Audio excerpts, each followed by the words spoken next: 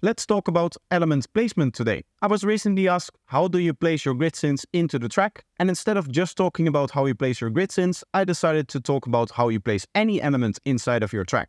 So let's do that at the hand of this project over here. This is just in the early stage of production. As you can see, I've gotten to the point where I've neatly laid out the whole structure of the track using the kick and the bass and the drums, as well as my marker track over here. And I've started implementing some ideas mainly in the first drop over here, but there's also some stuff already a little bit later into the track. I've also designed all of the bass melodies for the various different drops. All 3 drops here, this one, and this one over here, have different bass melodies. And that brings me to my first tip, which is once I got all of my initial production ideas that I had when I started the project out of the way, once I had all of that done, I'd immediately decided to lay out the entire structure of the rest of the track. That way I know exactly what I need in terms of the elements, and I can just start focusing completely on the sound design and implementing all of my creative ideas. So from that point, I made pads, I added some extra vocals, I added some extra one-shots, I laid up some of the sequences a little bit more. So really, right now, I am actually in the process of just filling in the track with all of the unique creative aspects of the track that aren't the basic kick and bass, drums, and also the risers and downlifters and stuff like that.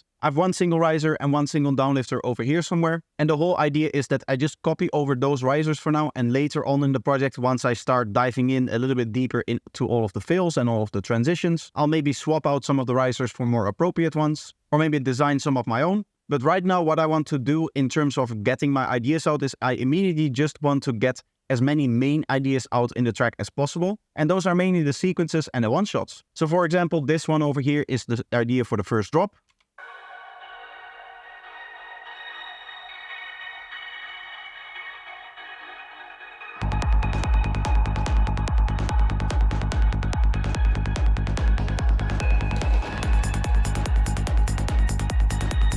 And that is layering nicely together with these drums that we have over here.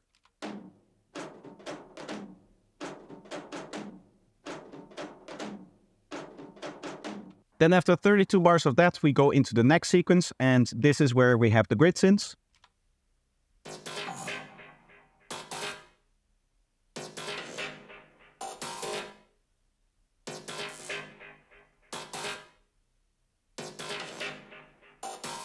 As well as some other main elements to add extra interest on top of that.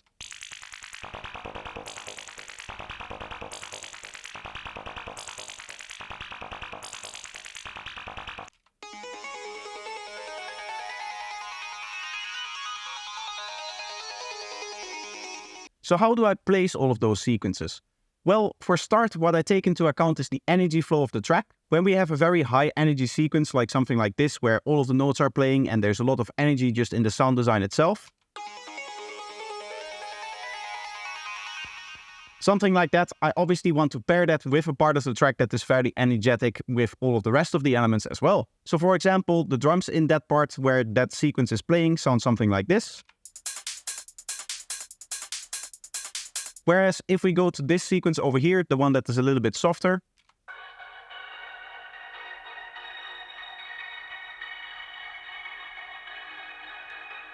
we have overall some lower energy drums, and in the beginning, no drums whatsoever.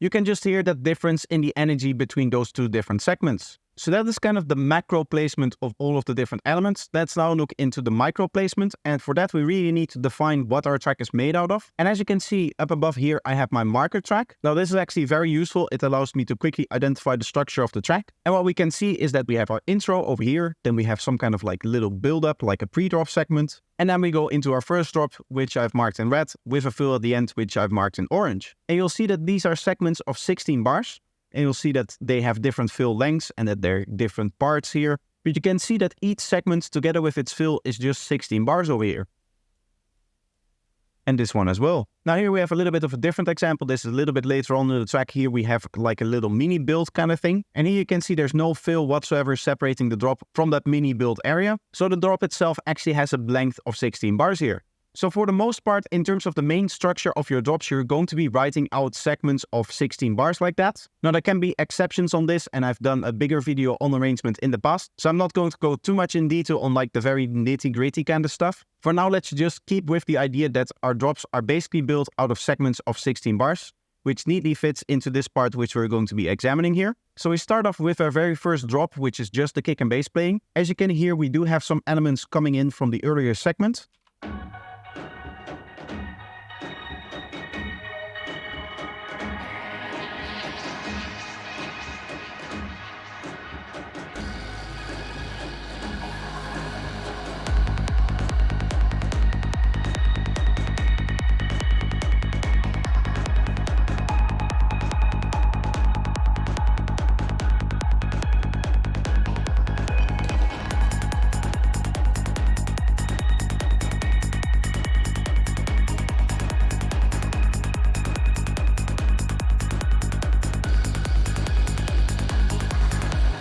And you can hear the energy is kind of low of this part, and we're relying a lot on one-shots to give the track its unique identity. There's some one-shots in here, there's like one effect over here towards the end of the drop segment, and then we have this little vocal sequence over here as well. So you can see that for the low energy parts, you're mainly going to be relying on one-shots and little snippets of sounds, as opposed to like big sequences that play all of the time. And as you can see, as the energy increases, we get more and more into the sequences, to where at the high point where we have a lot of energy, we can see we have our grid synths over here, and then we have two other sequences playing over here.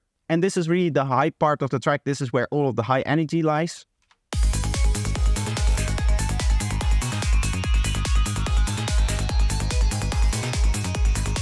And what I personally like to do in my tracks is play a lot with the energy level, as you can see in the drums group over here. If I make this a little bit bigger, you can see that all of the time I'm either adding more elements to it, or I'm just playing half of it over here and then having the full loop play over here. And the same is true in the third drop as well. Now keep in mind, this is in a very early stage of production, so a lot of the things that I've played up until this point and a lot of the things that I'm going to discuss later in the video as well may be subject to change. But I plan on filming a bunch of different videos in this project, so if you're interested in seeing how this project progresses, make sure that you're subscribed to the channel. Anyway, so you can see that throughout my track, I'm not just building up the energy and then leaving it at a high point. I'm always trying to, at some point, go back into a low energy or maybe even like a medium range energy. And I like to have that flow throughout my tracks where even with the sequences and all of the one-shots and the way that I just arrange them in what segment they go into, for me, it's much nicer to have this constant state of flow as opposed to just building up the energy throughout the first few drops and then keeping that energy high throughout the rest of the track. So that helps you decide which parts need what kind of elements and how many elements a part needs. So as we said in the example before, in your low energy part, you're mainly going to rely on one-shots, and in your high energy part, you're mainly going to rely on sequences. It doesn't have to be the case that there's no one-shots in the highest energy parts of the track. In fact, I'm planning to add a few in this part as well. I just need to find the right elements because it obviously needs to fit with the sound design that I already have in the form of the sequences. So it cannot clash melodically, and it needs to be like a detail element, as the main energy is still going to come from the sequence over here. But now we get into mixing territory, which is absolutely not where I want to go with this video. So let's focus on how you should place your elements within that section. When it comes to the one-shots, there's a very simple rule that I follow, and I've explained this many times on my channel before, including in that arrangement video that I referenced earlier. But the main idea is, now that we have our 16-bar segments over here, what we can do is we can divide it up into halves. So what we can do is we make a division right here in the middle, and you can see that our one-shots are placed around that area over there. Now this is the kind of one-shot that rises, as you can see through the automation over here. So you can hear that it just rises in the tension. And even though technically it's not a sweep, what I would do is I would classify this one-shot as a sweep style one-shot, in that it fades into this point of division that we've made over here. Now here we have a one-shot that probably has a little bit more of an impact. It does. So this places its impact very closely to the division point. What you can sometimes also see is that the impact is placed on top of the division point so that you get a very unified kind of sound, because it is going to sound very natural having an impact halfway here. This is where your crashes are going to be. This is where your stops are going to be, because this is kind of like half a division of that 16 bars is a very easy thing to do in your head while you're listening to music. The reason why I say that is because you have to think about how the listener is going to listen to your music. They're not going to have the project in front of them. And I think that that's something that a lot of people forget when they're producing. They sit there and they see like, oh, I know what's going on here. I know what's going on in this project. But the listener doesn't see what you see in the DAW over here. So we have to keep in mind the structure and keep it kind of in a very predictable way. Within that prediction, obviously you can experiment and you can kind of try to break this rule. But what I would say is for most of your one-shots, you would probably want to have something that follows this rule over here. And we've made one division now. What you can do is you can make multiple divisions. So let's say that you make another one.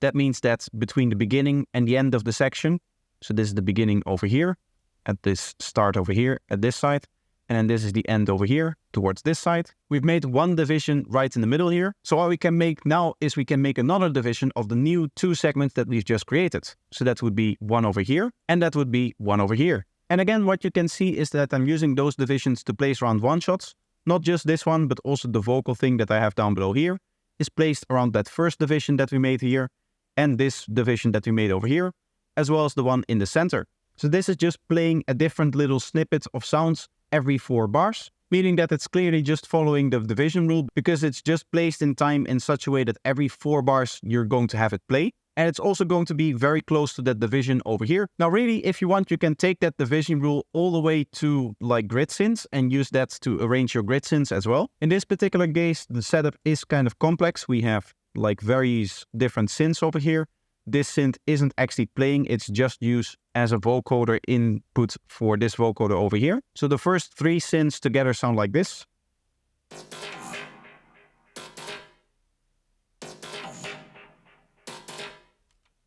And then we have like an extra matching synth on top of that.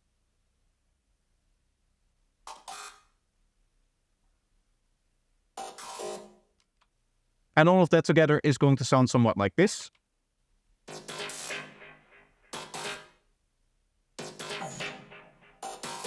In this case, the philosophy was based around its interaction with this sequence over here.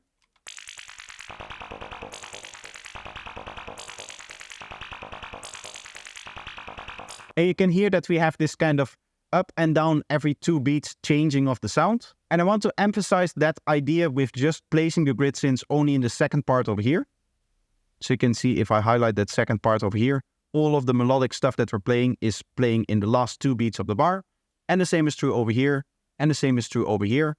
And there's a little bit of repetition in there.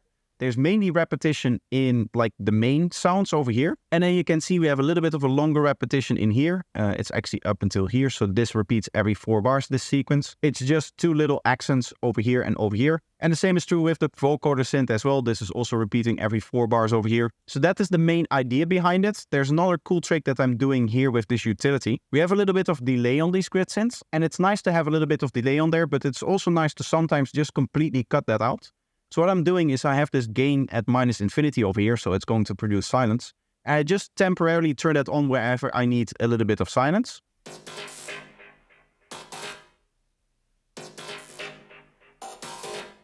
So you can hear that for the first time that it plays, the delay nicely rings out.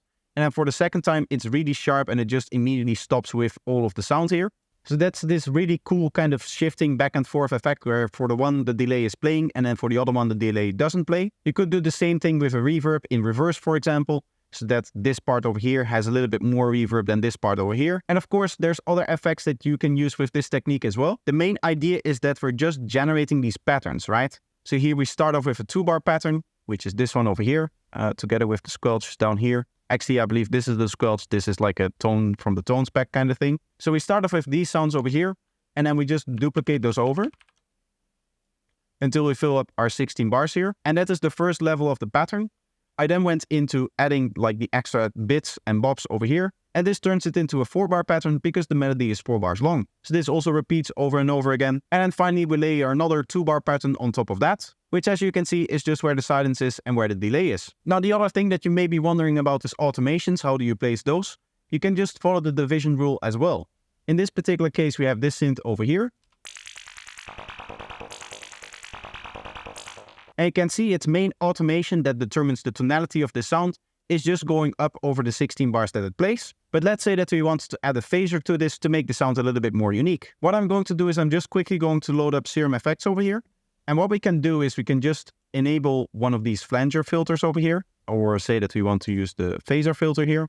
Let's give it a bit of resonance, a little bit of drive. And let's set up a macro for this one, which will move up and down here so that we can write in some automation.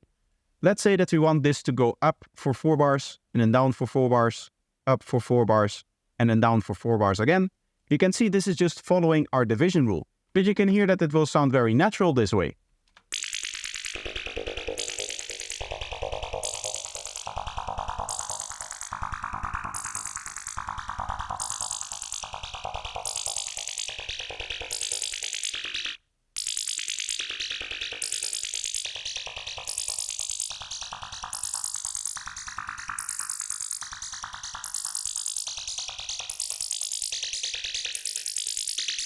And that's just because we're so used to all of these different patterns. Now I can talk about some of the other elements that are here in the track. There's some other pads in here. There's pads in here as well. Really the most interesting thing about these pads is just that they're placed throughout the whole intro and that they're rising up throughout the whole intro as well.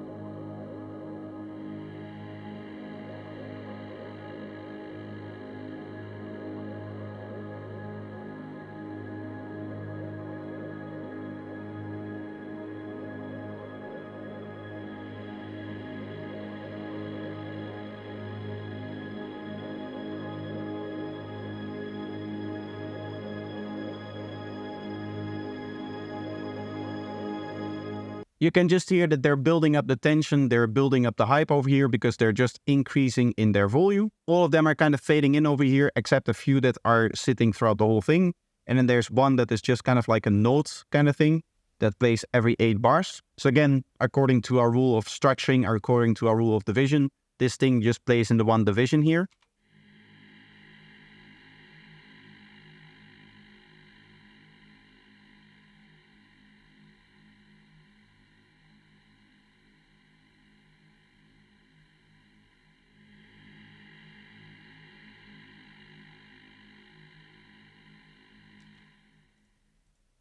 And for all of your elements, what I would recommend is initially when you start experimenting with structuring and trying to learn how to place elements in the tracks, just follow the division rule. Now that doesn't mean that you have to place one shot on every 4 bars like you see me do over here, for example, where this would also be a 1 shot and all of these things would be 1 shot. One of the things that you'll already notice is that I'm layering a lot. So this is playing on top of this is playing on top of this. These two are playing together over here. We have these kind of 3 things that all collectively play into one thing. And you can see over here it gets even busier.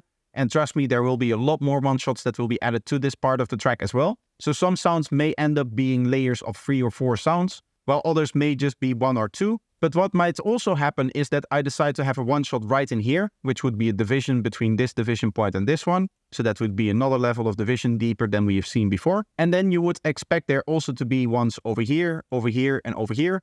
But I might not do that one over there, or I might choose to do something like having one over here and over here. So that way you essentially have a 1 shot over here, a 1 shot over here, a 1 shot over here, here, here, and here. And it's this kind of pattern of 4 bars, 2 bars, 2 bars, 4 bars, 2 bars, 2 bars. And maybe even then, within that musical idea, I might end up making another 1 shot that sits on here, for example, just so that that nicely lines up with, for example, the fill. Just so that that nicely lines up with, for example, the start of our drop over here. Again, in this case, we talked about it before. We have these kind of sliding melodies things in here. We talked before about how you have different element types. So this isn't actually starting from that division point yet. It is kind of sliding into this one over here.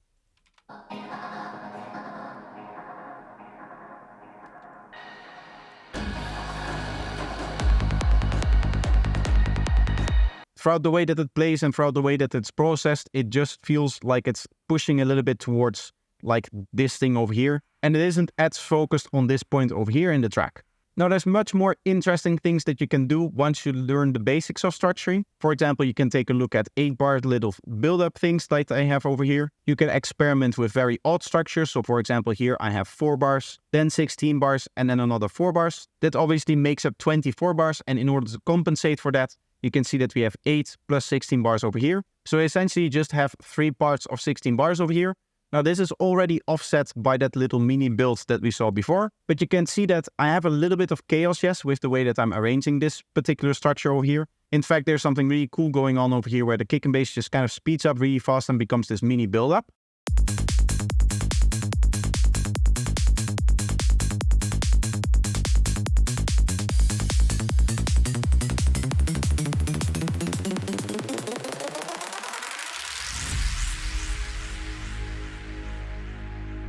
And it really didn't sound right if that was 8 bars long instead of the 4 bars that it is now. So you have this little extra area here to just compensate for that in the structure. But even this is not something that you have to do if you're just happy with 16 bars of the breakdown and then 16 bars of the build-up. It just depends on what your musical idea is going to be and what you're going for. In this case, I want to have a little bit of separation between the actual breakdown and when the build-up actually starts. And you can probably tell that through experience with structuring and through sticking with all of the rules that I've explained in this video, this is the kind of stuff that you can come up with if you decide to start breaking some of the rules. So hopefully that explained everything that you wanted to know about how elements are placed in a sidetrance track. This is going to be it for today, but I have a lot more videos that you can watch on this topic. I'll leave 2 in the end screens for you guys to watch. One will be the arrangement video and the other one will be a video on riser placement, because that is a topic that I haven't covered in this video, but there's some interesting stuff going on there as well. So just pick one and continue watching. I hope you enjoyed and I hope to see you in the next one. Bye bye.